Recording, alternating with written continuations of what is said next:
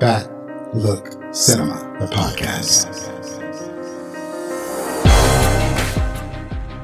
Another world, another time, in the age of wonder. 1,000 years ago, this land was green and good, until the crystal cracked. But a single piece was lost, a shard of the crystal. Then strife began, and two new races appeared. The cruel Skeksis, the gentle mystics.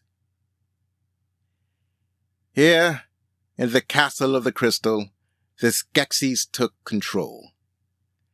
Now the Skeksis gather in the sacred chamber, where the crystal hangs above a shaft of air and fire.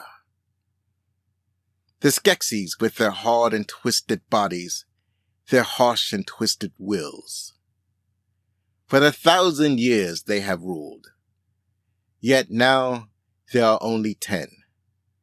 A dying race, ruled by a dying emperor, imprisoned within themselves in a dying land. Hello, my name is Zoe. It's spelled Z-O or Z to the O for those of you outside of the U.S. Welcome back, friends. This is the 176th episode of Backlook Cinema, the podcast, where we take a look back at the movies of yesteryear, especially the movies of the latter half of the last millennium. If you like what you're about to hear, then please tell your family, tell your friends, and tell those extremely weird-looking creatures over there, I'm sure they're friendly, about Backlook Cinema, the podcast. So, I remember watching this in the theater, the movie that we were about to discuss. And I saw it when it came out, so I was probably like 10, 11, or 12. I was around those ages. It was very early, 1982. And I was absolutely enthralled with this film. I love this film. And it was easy for me to love this film. It was made for me. And the things that have happened in this film, they have stuck with me my entire life. Every once in a while, there are elements of this movie that would just pop up in my head. Uncalled for. It has lived with me my entire life. Every once in a while, I'll do a specific kind of whimper, or I will think about a female who sprouts wings, unexpectedly, or I may just think about a dark crystal. I might think about some gentle mystics. I might just think about unbidden into my thoughts, because this movie was so impactful back in the day when I saw it. And then, I remember a couple of years ago, I tried to watch it and I fell asleep, because I think that, perhaps I have grown out of it. I don't know. But I really wanted to give this movie a chance. So I'm doing a rewatch this week of this movie to see if I can extract at least some of the enjoyment that I had when I first watched it when I was a child. So this is more of an interesting experiment, because I really did enjoy this movie, but can I enjoy it again? So let's find out together, and let us talk about The Dark Crystal from 1982.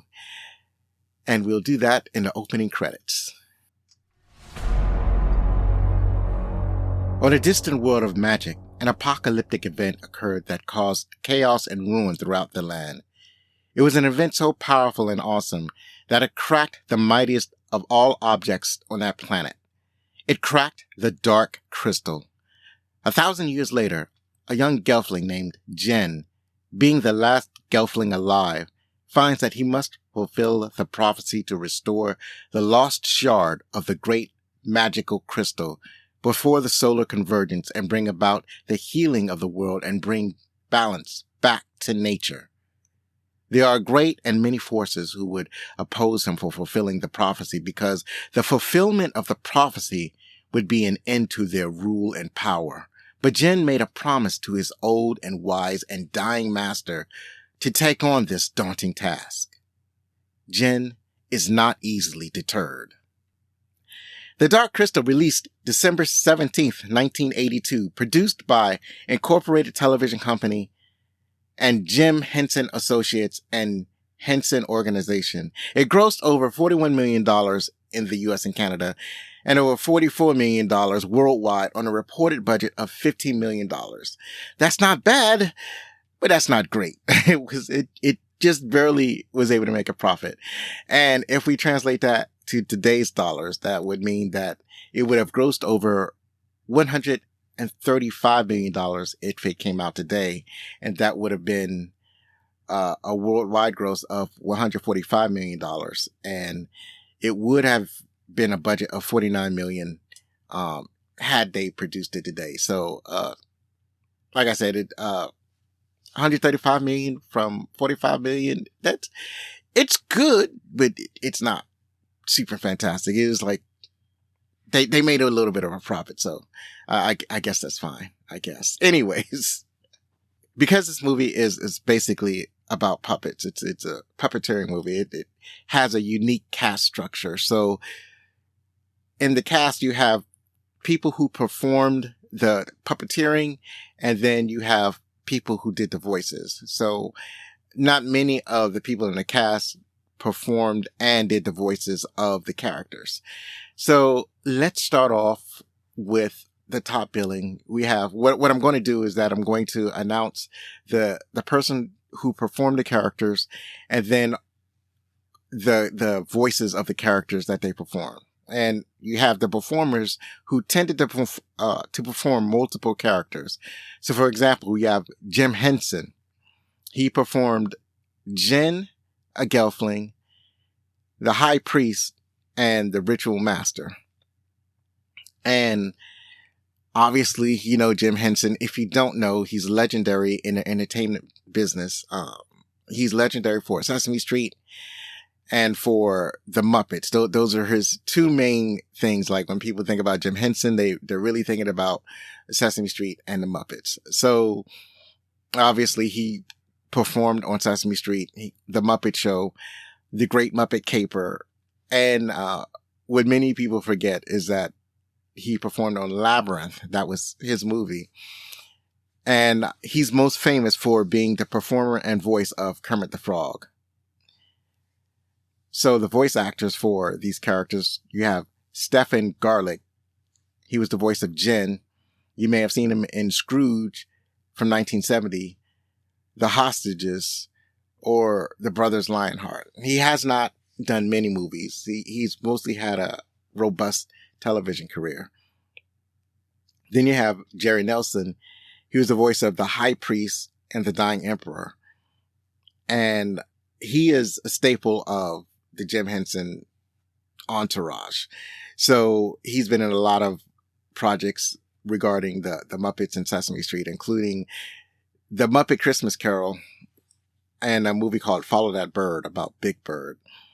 And as I mentioned, there's various Muppet, Sesame Street, and Fraggle Rock shows. And he's most famous for, I'm not sure if he's the performer, but he's definitely the voice of Count Von Count. Or when I was growing up, we simply called him the Count on Sesame Street. Kathryn Mullen performed Kira, a Gelfling. And she's also been on Follow That Bird. And she was also on The Muppet Takes Manhattan, The Great Muppet Caper, and she's done various performances on Sesame Street and Fraggle Rock, and also a show called Between the Lions. Lisa Maxwell performed the voice of Kira, and she's also been on Jeepers Creepers. And there was a show called The Bill that she's very prominent on, that a lot of people may remember her from. It should be noted that she's also mainly a TV actor. And you can't think of Jim Henson without also thinking about Frank Oz. Frank Oz and Jim Henson have been partners for many years, putting together Sesame Street and the Muppets or the Muppet Show and any of the various Muppet projects. And Frank Oz performed Aughra, a keeper of secrets, and Chamberlain. And he is most famous for the voice of Miss Piggy. I mean, all of these creators and actors and performers, they perform various characters. Like Jim Henson is like, Kermit wasn't the only voice that he performed, or the only Muppet or puppet or character that he puppeteered, but Kermit is his most famous that he's known for. So too with Miss Piggy. Frank Oz is most known for Miss Piggy, or at least as far as I can recall. Billy Whitlaw was the voice of Aughra, and you may have seen her in The Omen, Hot Fuzz, or The Craze. Barry Dennen was the voice of Chamberlain and some of the Podlings. You may have seen him in Jesus Christ Superstar from 1973, Fiddler on the Roof from 1971, and lots of video game voice acting. Dave Goelz was the performer for Fizzgid, A Friendly Monster, and The General. He's also been in Labyrinth, and he's been in various Muppet movies and TV shows, and he's most famous for being the voice of Gonzo the Great. Percy Edwards was the voice of Fizzgid, and you may have heard him perform on The Island of Adventure and In the Shadows of Kilimanjaro. The thing about Percy Edwards is that he's a renowned expert in imitating animal sounds. So you remember the movie Fizzgid was that annoying dog-like creature, and that was Kira's dog creature. And so they wanted a performer who can do animal sounds very well, and that's Percy Edwards. He was famous for being able to imitate hundreds of bird sounds. He could do hundreds of birds and sound just like that particular bird. He also did various other animal noises. So if you want to get somebody that could accurately portray animal noises, animal sounds, you usually called up Percy Edwards.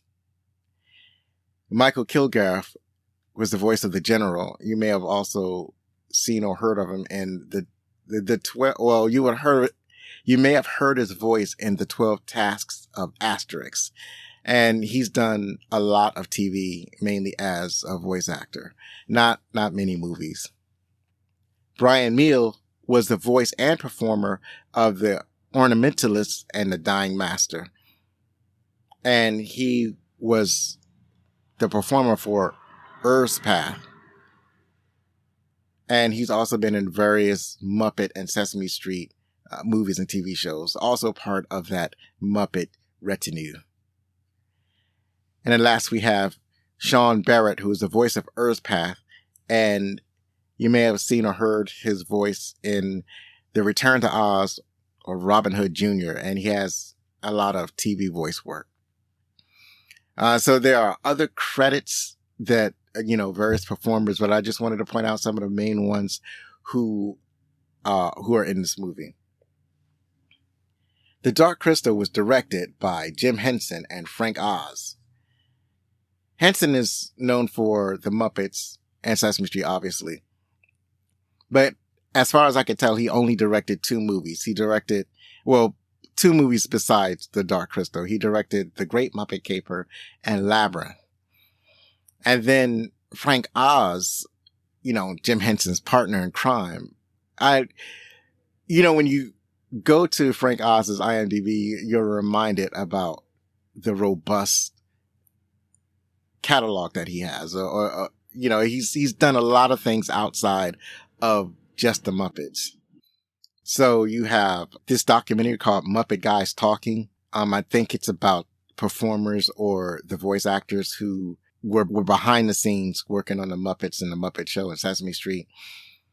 The Stepford Wives, Bowfinger, The Score, The Indian in the Cupboard, What About Bob, Dirt and Rotten Scoundrels, and my favorite, Little Shop of Horrors. As a matter of fact, I haven't seen any of these except for Little Shop of Horrors, but I've always wanted to see a lot of these movies, but just not just never got around to it. But I know that they're renowned. Like Dirty Rotten Scoundrels is a renowned film. What About Bob is a movie I always wanted to see, and I heard it's a good movie. I've always heard that The Stepford Wives is a good movie that never got around to seeing. But see, that's the thing. Frank Oz directs some good movies. So that's pretty good pedigree there. This was written by David Odell and Jim Henson. Odell is known for writing Masters of the Universe. I was a guest on Not a Bomb podcast, and we talked about Masters of the Universe, and I talked about how disappointed I was as a child with that movie. And he also wrote Supergirl from 1984, and also not a very good movie. But he's also written a lot of Muppet-related projects, and mainly TV shows and TV movies. Jim Henson, he also wrote Labyrinth as well as directed it. And he's known for creating the Muppets, and he's written a lot for The Muppet Show. The music is by Trevor Jones, and you may have heard his music in Cliffhanger, The Last of the Mohicans from 1992, Notting Hill, Dark City, G.I. Jane, Free Jack, Arachnophobia. In this movie, the score is expansive, it's mystical, it's magical. He does all of the things that you would kind of expect from a sword and sorcery or magical, mystical, otherworldly type movie. It's good. It's pretty good. It really draws you into the movie, and it makes the movie much more immersive. That's it for the opening credits. As usual, please check out the shop at backlickcinema.com/shop. And there's also the mythical shop that I'll eventually get done called Bazaar de Alonso. And I'm also making a guest appearance on Not a Bomb podcast. Again, this time I'm going to be talking about two movies, Metro and Showtime. These are two Eddie Murphy movies, and they're probably up on your feed right now, so go check that out.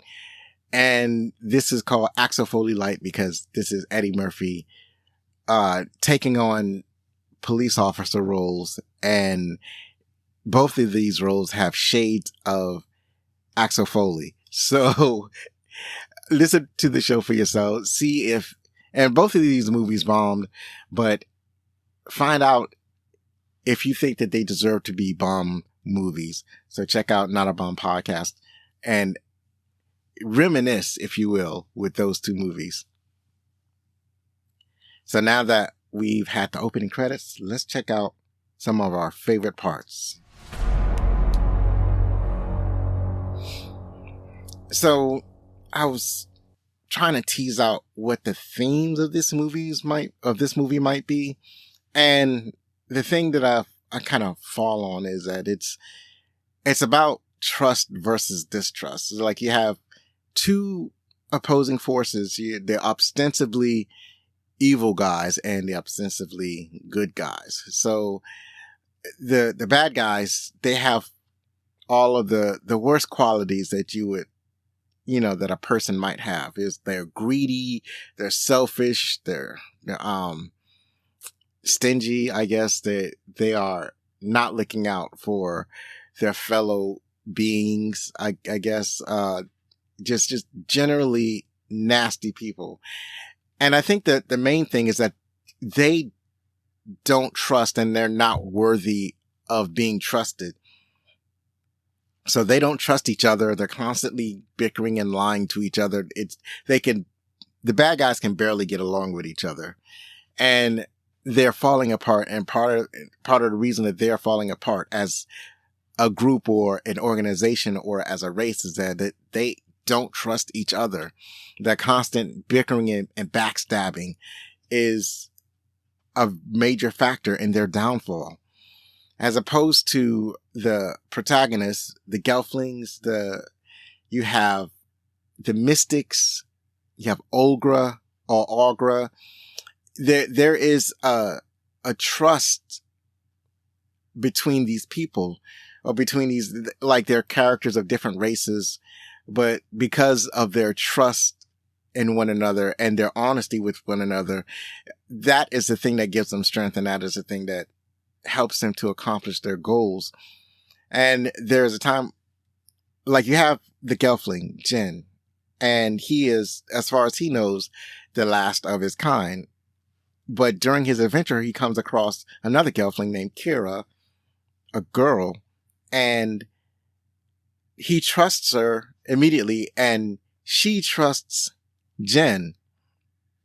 And it's like they don't greet each other with wariness or suspicion. They immediately, like, Kira sees that Jen is on a mission and immediately decides to join Jen to help him accomplish his task. Even to the point where they get to the goal, like the end of the mission, and Kira actually goes to sacrifice herself in order for Jen to complete the mission that he's on, even though she barely knows him. Like, she just met this dude, and she feels so strongly in his cause that she puts herself in danger in order for him to fulfill the prophecy. Now, it kind of helps that they have a psychic connection when they meet each other. So I'm pretty sure that goes a long way towards building trust. But still, that is their strength. That is what bonds them together. And I think that this movie has some strong themes about having trust and building trust between people. So on towards some of my favorite parts of the movie. I will say that I did have some difficulty getting through the movie, like some difficulty, like staying awake and watching the movie, because it is very slow paced. But at the same time, I think part of the reason I had problems staying awake is because I had not gotten a proper amount of sleep the night before. So that goes a long ways towards actually being able to stay awake enough to enjoy a movie. So I guess the lesson is, like, if you're going to go and watch a movie, how about making sure that you get a good night's rest before you watch the movie? I think that's important. And it's a lesson that I should have learned and I should have been paying attention to, and I didn't. So part of that, I must say, is my fault. And I kind of want to watch it again being wide awake, because I don't feel like I've given this movie a fair shot. But, besides that, even considering all of that, I don't get a lot of the same joy and wonder that I used to get, or that I originally got when I watched the movie back when I was, I don't know, 10 or 11. I don't. It was not as immensely entertaining as it was when I was a child. So I will say that. Now, at the beginning of the movie, there is a narration, and there are some people who go on and on about, they say, show me, don't tell me, or whatever. And there's some movies that start off with a narration, and usually these movies are fantasy movies. And because they need to set just a minimal amount of setup when introducing you to the story. So, like in one of my favorite movies, Star Wars, they have the famous Star Wars crawl, giving you the setup for the awesome experience you're about to have. Or you have Lord of the Rings. There's a very minimal amount of narration in Lord of the Rings at the beginning of the movie. And then you have The Dark Crystal. Now, of these movies, I think The Dark Crystal has the most setup, but I did not mind the opening monologue. I'm fine with most opening monologues. I don't think I'm in that crowd where you have to show me and not tell me every single time. I realize there are times when they talk too much, and when you rather would just see an event taking place instead of them telling you. I can understand that impulse, but I think in certain situations it's necessary, and a lot of times it's enjoyable. it's enjoyable because it depends on how a story is told. And sometimes you can tell a story in an entertaining fashion and not in an annoying fashion, I suppose. But this is all just to say that the opening narration didn't bother me. I found I think that it did well in facilitating drawing the audience into the world that they're about to witness. And especially since everything about this is going to be foreign. So it's going to be a little bit of a setup. Another note that I wanted to make is that I don't think I made the connection that there are two elements that are connected. I don't know when I made that connection. The movie makes it obvious in the very beginning, in the opening monologue. They talk about there are 10 Skeksis and 10 mystics. And both of these peoples are dying. And I don't think I made the connection that these are actually the same people. By the end of the movie, you find out that they're actually, it's one being that had been split into two. And so at the end of the movie, when the mystics meet the Skeksis, they join and they become like one being or one race. Not like since they're at the end of the movie, I think there are like 9 of them left. So the 9 Skeksis each has a mystic counterpart. They fuse together, and now you have these 9 mystical beings with tree branches for hair, and they're lights and they're glowing. It's almost like they're angels or something. So I feel like when I saw that as a child, I was totally surprised. It was like probably the most shocking things that I ever saw, because I didn't make the connection earlier in the film that these were the same beings. I think later on in the film, they make it even more obvious. So when a Skeksis was cut with a sharp object and started to bleed, one of the mystics had spontaneously gotten cut on the same area, and he started to bleed. And then one of the Skeksis got thrown into a pit of fire, and then one of the mystics suddenly vanished from the group. So they were making it obvious as the movie went along that the Skeksis and the mystics were not just counterparts, but they were actually the same being. So there's a part that, or an element of the movie, because when I think of my favorite parts, it's not just the acting or the music, or a scene. It could be any of these things. So there's one of the characters, they refer to him as the Chamberlain. He's one of the main characters of the movie. And the reason, I'm not saying that he's my favorite character, but he does my favorite thing in the movie, and he does this whimpering. And the whimpering is the thing that stuck with me throughout my entire life. And he makes the sound where he goes, mm. And he does that when he talks, like, I would like something to eat. And to say that stuck with me my entire life is no exaggeration. It's like I think of that constantly. It's a weird thing, I know. And it's one of my favorite part of the movies. I think somehow it left an impact and an impression on me that I just carried with me for 40 years. And I don't know if you have anything like that in your life where you watched something, you saw something in a movie and you carried it with you your entire life. It just sticks with you. That's one of mine, that whimpering sound. And the way he moves his neck when he does it. It's just, I love that. I guess I do love that character. I just love that part, and his cravenness and his cowardness and his avarice is like all entertaining qualities in a bad person. So you have the Chamberlain in the beginning of the movie. The Skeksis are gathered because the emperor is dying. And even though the Skeksis have made a way of like trying to extend their life, they're using the sun and the energy of the crystal to try to basically extend their lifespan. And at the same time, extending their own lives, they're also extending the lives of the mystics. Now, I don't know if they know that they're doing this, but that's what's happening. But it's not a foolproof solution to long life, because they have an emperor. The emperor is dying in his bed. The Skeksis are kind of gathered around him, kind of just waiting for him to die. And the Chamberlain, he was going to try to reach out and snatch the emperor's scepter while the emperor is still alive.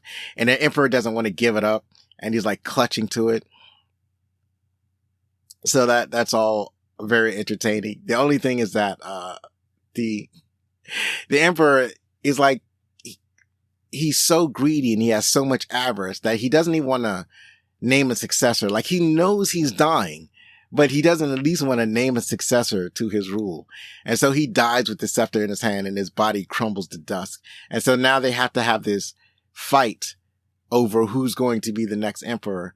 Now, technically speaking, the Chamberlain is supposed to succeed the emperor.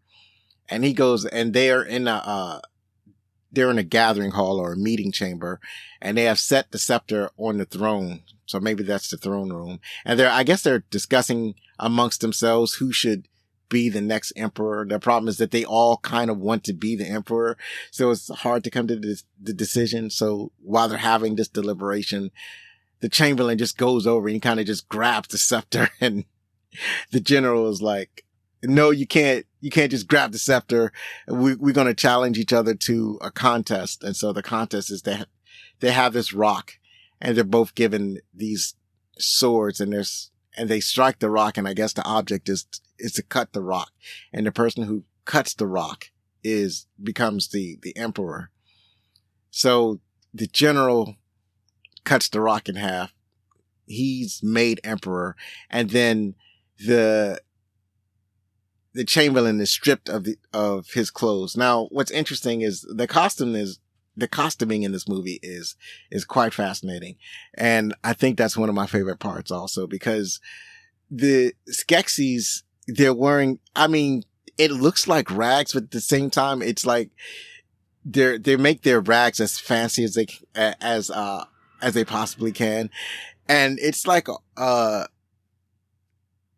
combination of like 16th century high fashion, like 16th century high European fashion, or maybe closer to 17th century.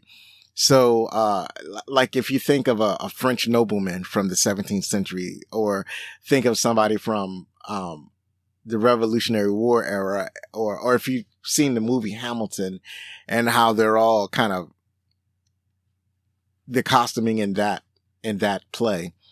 It kind of looks like that the costuming for the Skeksis kind of reminds me of that. So they're wearing these robes, and then they got this weird, it's almost like a backpack, but it's like nothing in it. It's like an empty, it makes them look like they have hunchbacks, but they're not carrying anything on their back. It's just the affectation that they have. So that's an interesting addition to their costuming. This huge, it's almost like they're wearing a cage or a giant hollow hump on their back, but it's really part of their clothing. It's part of their fashion. And so that's an interesting addition to their clothes. Because when the Chamberlain is stripped of all of his clothes, and he's actually naked, or nearly naked when they strip all of his clothes off. One of the things they take off is that weird humpback affectation that they all wear as part of their clothing. So, they kind of look like vultures, with the hunchback that's added to. So maybe that's the thing that they're trying to imitate. I'm not exactly certain, but the costuming was fascinating. You had the costuming for, Mystic, and you had the costume. One of my other favorite costume is Aughra and her robes. So just some fascinating work. So also it was later on, the Skeksis realized that there is a Gelfling that's out in the wild. So they want to the Skeksis have managed to kill all of the Gelflings. The Gelflings are nearly extinct, and it's because of them. One of the things that they've done is to extend their lives is that they hunt down Gelflings and they bring them to the castle and they drain the Gelflings of their essence. And, basically it's not really explained what essence is, but what they do is that they'll bring a Gelfling, or like you see it done to the podlings, where they bring the podlings down to an underground chamber and then they shine a specific type of energy from the dark crystal. And so while the victim, in this case, the podlings, or perhaps a Gelfling if they can find one, is forced to stare at the light coming from the crystal. And as they're staring at the lights, their eyes turn totally white.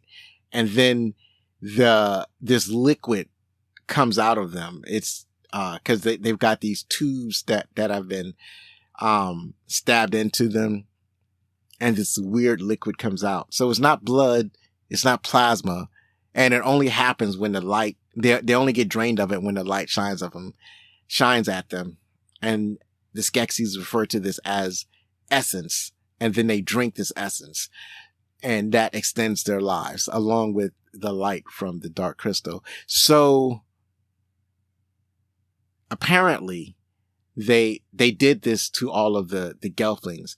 And what happens is that when a creature is drained of their essence, they lose their free will. So they become slaves of the Skeksis. So the Skeksis have all of these podling creatures like doing all of their work for them, while the Skeksis themselves live in decadence. So apparently they did this to all of the Gelflings, but you don't see any Gelflings around. Like, you don't see any Gelfling slaves. So maybe being drained of their essence also shortens their lifespan. That's also, but I'm just speculating at this point. I don't know why there aren't any Gelfling slaves that live at the castle. Also the Skeksis they've been ruling for 1,000 years. So it's presumably Gelflings don't live 1,000 years. I can speculate that the Skeksis were so efficient at gathering up Gelflings and using them as slaves that their slave population died out. And that caused the Gelfling extinction, to the point where there's only 2 Gelflings left. They each think, because they don't live together, they each think that they're the only ones still alive. So they had came to learn that there's somewhere out in the world, there's a Gelfling still alive. So they send out their, I guess their military enforcers. And these are like these giant beetle crab-like creatures. And they're called Garfin, these giant Garfin creatures. And these creatures are created by the Skeksis somehow. They're not natural beings. And so the Garfin, they go out and they searching for Gelflings or podlings to gather up and bring back to the castle. So the Garfin is another one of my favorite things. I love this ugly beetle design. They're giant black beetle designs. Just a wonderful design for bad guys. And it looks like they got like 6 or 8 legs or something like that. And they stand upright. And then they got these claw-like appendages that they use for arms. There's just an overall wonderful design. And I like that. So that's pretty scary for children. I don't remember being afraid of the Garfin, but they do have the effect of being terrifying. So one of my other favorite characters is Aughra. Aughra has this thing where she can take her eye out and look around. And this is another thing that lived with me. Not the fact that she takes her eye out. I forgot that she could do that. That's a neat trick. When Jin is on his quest, Jin is told by the mystics to find Aughra, because Aughra would know where the crystal shard is. The mystics have told Jin that he has to go fulfill a prophecy. The prophecy is that a Gelfling will return the shard to the dark crystal. Apparently during, 1,000 years previous in ancient times, something happened that caused the dark crystal to crack. And when it cracked, it lost a shard of itself. And so the prophecy says that a Gelfling will find the shard and return it to the dark crystal. And then it would bring about like a healing of the world, because somehow the world went wrong when the crystal cracked. And Jin is supposed to fulfill the prophecy of making everything right again. So they send him to Aughra. They say Aughra would know. So somehow he's wandering in the forest, and then not somehow that he wanders in the forest. It's like the whole planet is forest, but somehow he's supposed to find Aughra in this vast world. So he's wandering in the forest. He gets caught up in some vines, and he's found by Aughra. Apparently, he stumbles upon her house and falls into one of her traps to ward off people looking for her. So he's tangled in these vines, and when she comes up to him, the thing that I remember the most is that the thing that kind of lives with me is that when she approaches him, the thing that I remember Aughra saying is, "You look like Gelfling. Smell like Gelfling. Must be Gelfling." So I was immensely entertained by that. And I still think that's one of the things that I think about every once in a while. I just think of when Aughra finds Jin in her plant trap and how she's surprised that she found a Gelfling. Cause it's like, her attitude is like, well, it couldn't be a Gelfling because all the Gelfling are dead. But then that's when she says, well, you look like a Gelfling. You smell like a Gelfling. So, that's one of my favorite parts. And I say this only because it has lived with me for most of my life. So Aughra is also one of my favorite characters just because of her mannerisms. And like when she takes a squat to sit down, and she makes all these noises like an old person, like myself, like we do when we squat down to sit down. So she sits down, she's like, to sit down. It's like she's taking a poop, but she's not. She's just trying to sit down. And then she grunts when she has to stand back up again. When I was reading the cast listing, it listed her as a keeper of secrets. And so in her home, there is this she has like a lot of apparatuses. She has, I think it's a model of maybe the solar system. That's a giant working model of the stars and the planets that she observes. And it takes up the majority of her shop. And she also has various contraptions there. And she's a keeper of secrets, but she may also be some type of alchemist or something like that. But she's not using magic, but she just knows a lot of things. And she's more of a scientist than she is a sorcerer. So you get to see their shop, and then there's some conversation that she has with Jin, explaining to him what, the great conjunction and these things, and how another great conjunction is about to occur, and that it might be the end of the world. The first one caused the crystal to crack, and she believes the second one is going to cause the end of the world. And then, or maybe it's the beginning. She doesn't know. Everything goes in cycles. But he's there to find the crystal shards, and she has a bunch of crystal shards. So yeah, she's like, yeah, that's easy. I got a bunch of crystal shards. Whichever the one you're looking for, I don't know.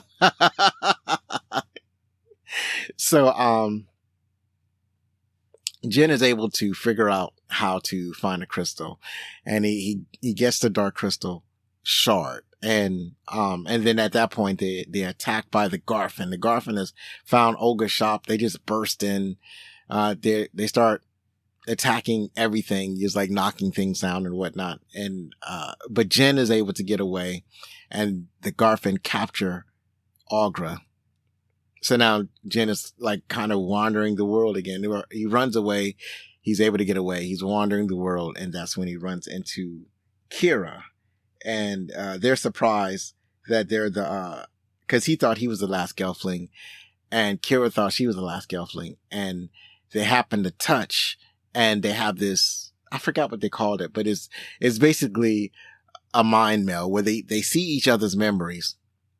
And I mentioned earlier that they're able to trust each other, and the fact that they could see each other's memories is the thing that really goes a long way to facilitating the trust between them. And so when Kira sees Jin's memories, she wants to help him on his quest to restore the Dark Crystal. And then kind of later on, the Chamberlain, who has been banished from the Castle of the Crystal, he's wandering the forest, and he happens upon the two Gelflings, and he's trying to convince the Gelflings to come with them because he claims that he wants to get revenge on the Skeksis that put him out of the castle. But as naive and as young as the Gelflings are, they're not dumb, and they're not falling for his whimpering and his crying and his pleadings. They don't fall for it. They run away, and good on them for doing that. Because he's highly suspicious, and the Skeksis killed all of the Gelflings, so there's no need for them to trust that dude. So they being Jin and Kira, after getting away from the Chamberlain Skeksi, Jin follows Kira. She takes him to where she was raised, the Podlings, because she has a boyfriend, so she wants to share her boyfriend to her family, and they're all friendly and whatnot. These are the Podlings that had not been captured by the Skeksis yet. And then I think at some point the Garfin find them again and starts attacking the Podlings, and then Jin and Kira have to run away again, and they get away a second time, and they need to find a way to get to the castle. So Jin calls on her ride, and these are the Striders, the Land Striders. And this is another thing that I remember. I think the thing that had been impressed upon me is that Land Striders look like people walking on crutches, or practically running on crutches. Cause I don't know when it happened, but it was around this time where I had like twisted my leg where I needed to walk on crutches for a few months. So, I think that's why I was so impressed by these Striders, is because it's like they walk on crutches. So do I. I walk on crutches too. And like when you look at the Land Striders, that's exactly what they look like, people in costume that are running on crutches. So, I would have to count that as one of my favorite parts. One of the parts that stick with me is the design of these creatures. And so the Kira and Jin, they ride on the Land Striders, and they get to I guess they get near the Castle of the Crystal, and they get near the Castle of the Crystal. They, run into some Garfin, and the Garfin are at first the Striders put on a pretty good fight, but there are only two Striders, and there are a bunch of the beetle creatures.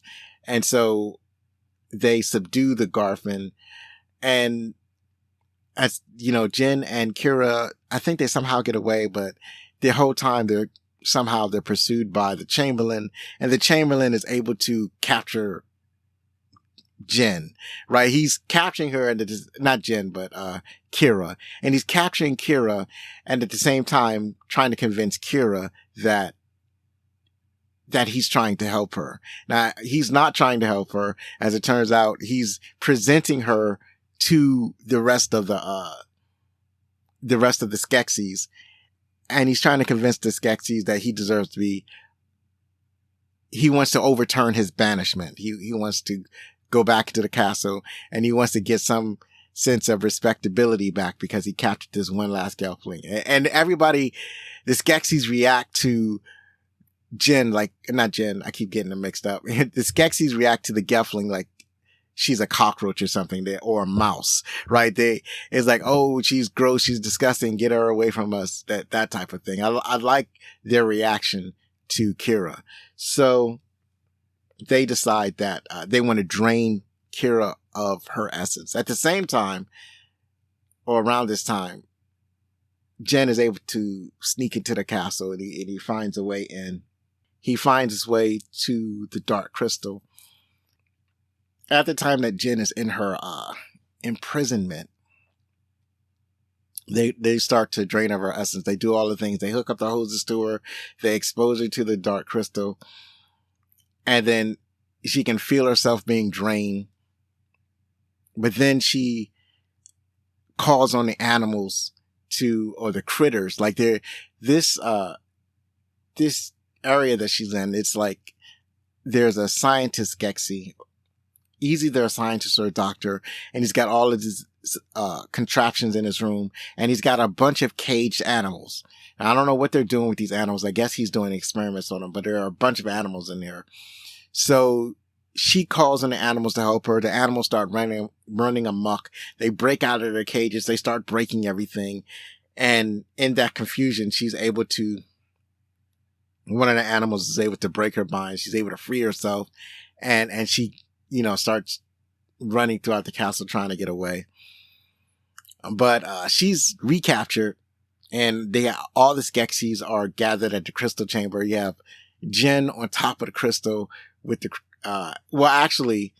he's in kind of like an area that's above the crystal, but then he's being pursued by the beetle creatures. So he jumps off of that high area and lands on top of the Dark Crystal. But when he lands, he drops the crystal shard. He figured that he's failed. They don't capture Kira yet. Kira is still free. So Jen tells Kira to just run away. But she sees that, the crystal has landed on the floor. The crystal shard is on the floor. And basically the shard is surrounded by Skeksis. I don't think the Skeksis understand the significance of the crystal shard, because they don't actually try to pick it up or anything. It's just on the floor. Kira believes so much in Jen's purpose that she uses her wings. She glides down from where she was safe to the area, her perch where she was safe at. She glides down to the floor, and she picks up the crystal shard, and she throws it towards Jen. Now Jen has the shard, but then Kira is amongst the Skeksis, and one of the Skeksis, they stab Jen and kill her. And, this upsets Jen, and he slams the shard into the crystal, and and he does it just before the convergence, because the star system that they're in, it has 3 stars, and the stars every 1,000 years, they converge into like this holy convergence. And the light from the convergence shines down on the crystal just as Jen slams a shard back into the crystal. And at the same time, the mystics are coming into the chamber. And the light goes, there's a light between the Skeksis and the mystics. And they are drawn to each other. And they become one being, and it's like this being of light and wonder, I guess. It's kind of hard to make out any distinguishing characteristics from these creatures, but they appear to be generally bipedal. Maybe they have 4 arms, because the mystics and the Skeksis have 4 arms. But the most notable thing is that it looks like they have tree branches for hair. They talk about how Jen has fulfilled his prophecy, and that now they can bring balance to the world. And they heal Kira, they resurrect Kira, bring her back to life. And then the creatures themselves become pure light, and they leave out of the world, or something like that. And the healing process of that world begins. So that's pretty much the Dark Crystal. Admittedly, it was not the most entertaining thing that I've had to rewatch, but it was mildly enjoyable. I'll put it that way. It was mildly enjoyable. So I'm glad I watched it again to see if I can get through it this time. And I could get through it, but admittedly, it was a little bit slow. So I was definitely struggling with it.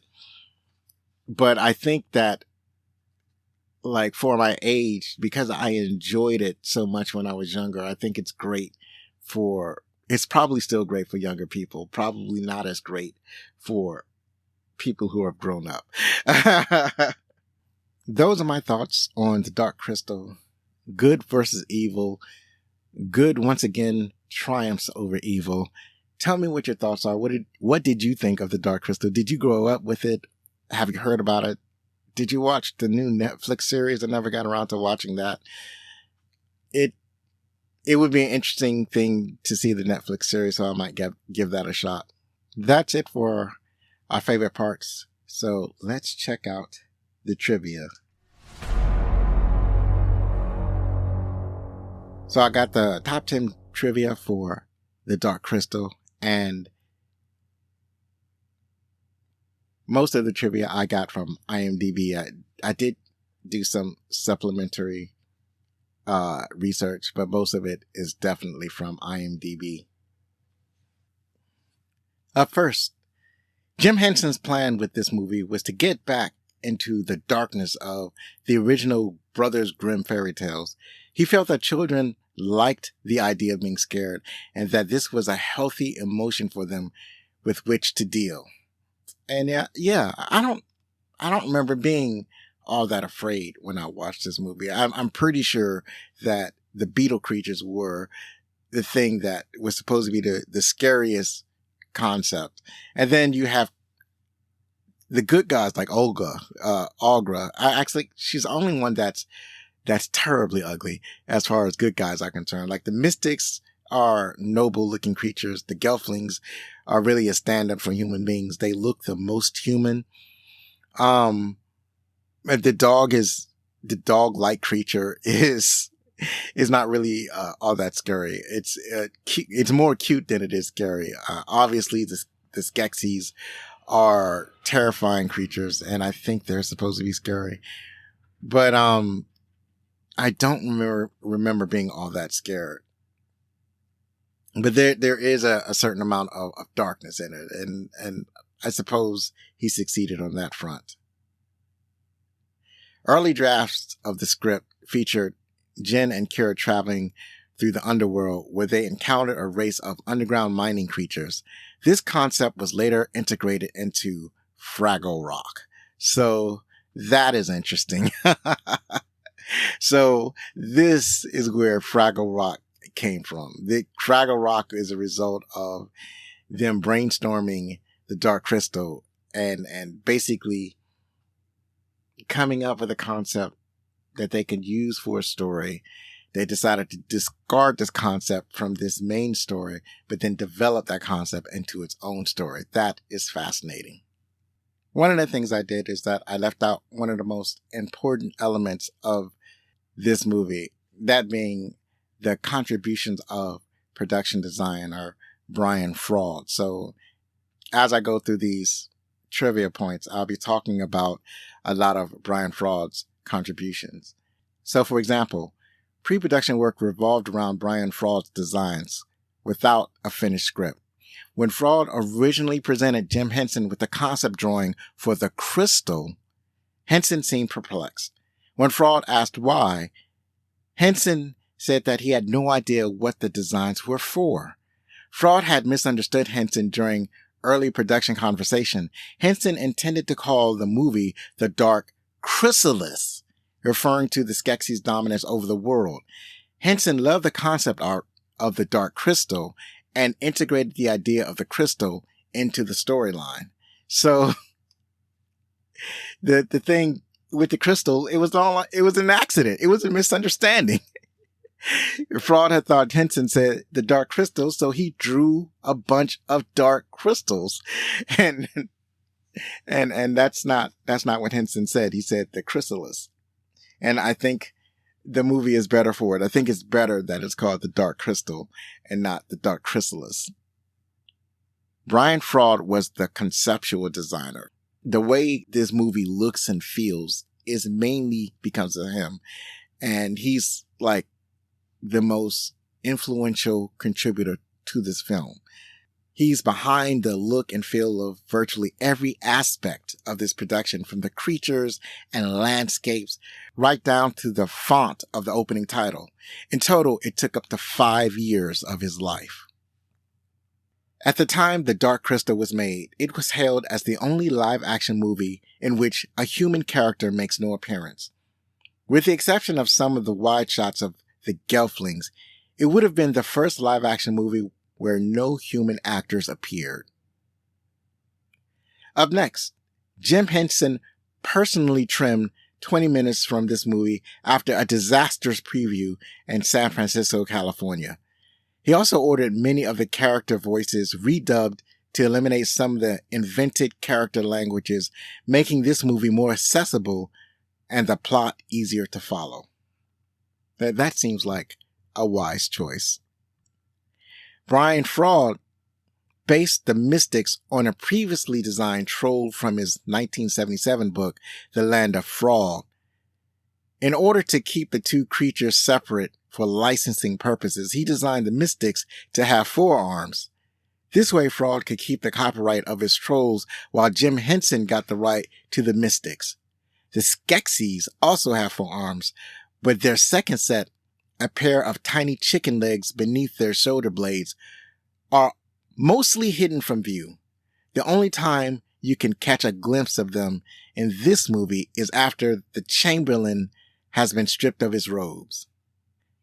The name which Jim Henson came up for the planet on which this movie takes place was Mithra. When some people thought this sounded too much like a Persian god, the name was changed to Nithra, and then finally to Thra. Although the name is never mentioned in the movie, it is widely used in the subsequent sequel novels, as well as the TV series The Dark Crystal: Age of Resistance from 2019. Once again, conceptual artist Brian Fraud and puppet designer Wendy Middener met on the set of this movie and were later married. Their son, Toby Fraud, would work on the prequel series The Dark Crystal: Age of Resistance as a designer 37 years later. Finally, Brian Fraud's fascination with lobsters led to many crustacean touches in the design of this movie, particularly design of the Garthim, the henchmen of the Skeksis. The Garthim costumes were so heavy that the performers had to be hung up on racks every 5 minutes to rest while still in costume. So, yeah, that was a lot of work to be in a costume so heavy. He's like, just hang me up on a hanger so I can get some rest off my feet. That's it for the trivia. Let's check out what the critics thought. The critics have it at 78%. The audience score is 81% on Rotten Tomatoes. IMDb has it at 7.1 out of 10. Dave Kerr from Chicago Reader wrote, Jim Henson and Frank Oz designed and directed this 1983 film in which no human actors appeared except as crude long-shot doubles for the animated figures. It's a cute gimmick, but the puppets are so stiff and inexpressive that the film drops dead. I don't know if that's entirely true. I don't think the film drops dead, but it would have been helpful if the characters were more expressive. I will say that. Ian Nathan from Empire Magazine writes, The Dark Crystal has an ethereal alien quality to its startling visions, far removed from the earthbound contours of traditional fairy tales. There is a lot of truth in that. I would have to agree with that. Stephen D. Gradonas from Decent Films wrote, "A distant, uninvolving experience, characters and emotions, even by the archetypal standards of high fantasy, never came to life, and the overarching mythology seems too self-consciously contrived." I don't know about all that. I think that's kind of an over-analytic of this movie.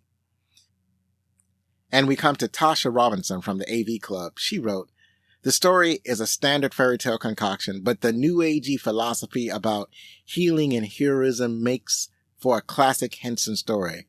All heart and rapturous wonder at the world's incredible possibilities." So yeah, I think I would go with that. That sounds right to me. Finally, The Dark Crystal is, as of this recording, available on Hulu and Peacock. Now, I had fully intended to watch a movie that I've been looking forward to for a long time called Strange Days. But every time I think I've got a US version of the movie on Blu-ray, it turns out to be Region B, which now I've wasted like $40 trying to buy a movie that I can't find the US version for. So we'll have to put that off a little longer. So instead, I'd like to go and watch a movie that was the inspiration for this podcast. It was a movie that came out back in the day, and it left quite an impression on me. And I shared it with my son, and he enjoyed the movie. So that was when I had this brainchild of like, how about I watch a movie that my son has never seen and we do podcasts about it. Now, my son hasn't been part of the podcast for a long time, but I want to talk about this movie because I never got a chance to actually record a podcast involving this movie. And the movie that I want to talk about next week is Highlander.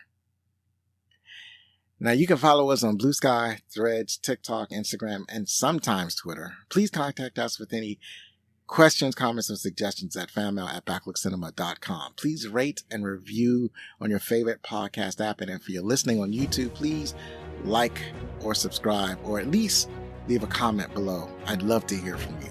Tell me what you thought of The Dark Crystal.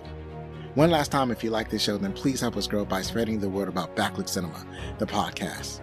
Believe me, it matters. I've been Zoe Richardson. Be safe, share a movie from yesteryear with your family, hug your loved ones, and if you're going to be anything, be outstanding.